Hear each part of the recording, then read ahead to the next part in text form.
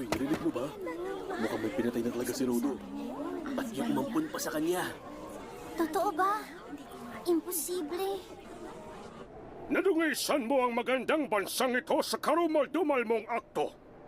Hindi lang basta nagdakaw ng basura at lumoson sa lungsod namin, kundi nagnakaw ka pa ng buhay ng isang tao. Kahit na simpleng miyembro lang ng tribo ang biktima, ang mga pumapatay ay hindi na maaaring manatili maski sa pang segundo. Ikaw ay inahatulan ng kamatayan!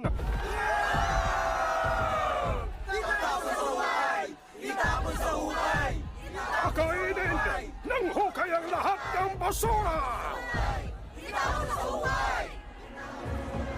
Anong nangyayari? Ano nangyari to? Hindi ko ginawa. Pakiusap! Pakinggan niyo ako!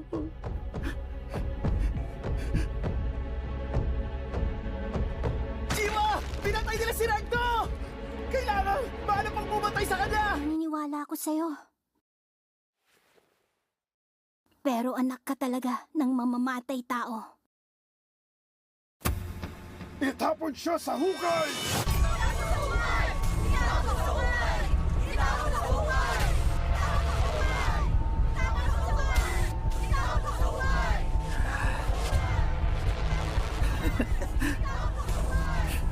Kayo ang tunay na basura rito.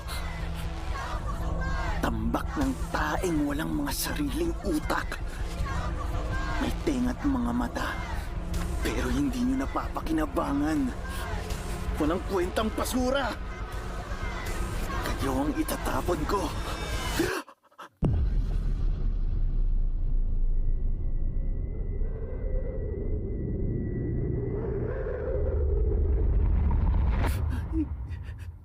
Siya yun.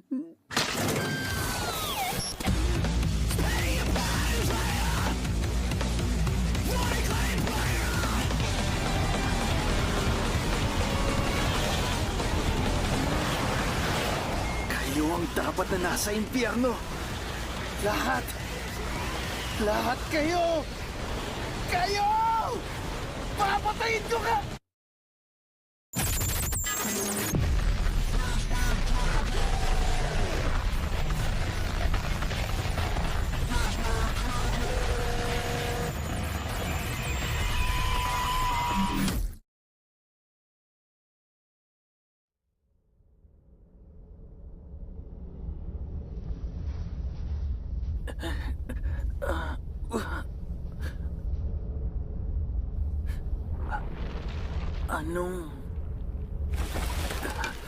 Anong... Anong amoy yun?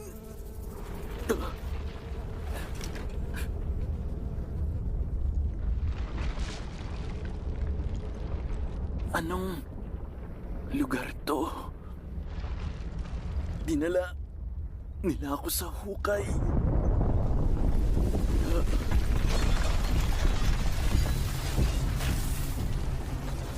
Sabi nila isang malaking tambakan to.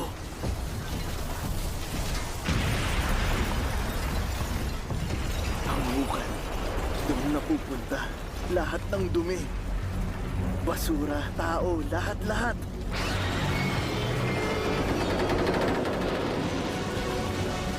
Ang bagsik. Parang impyerno.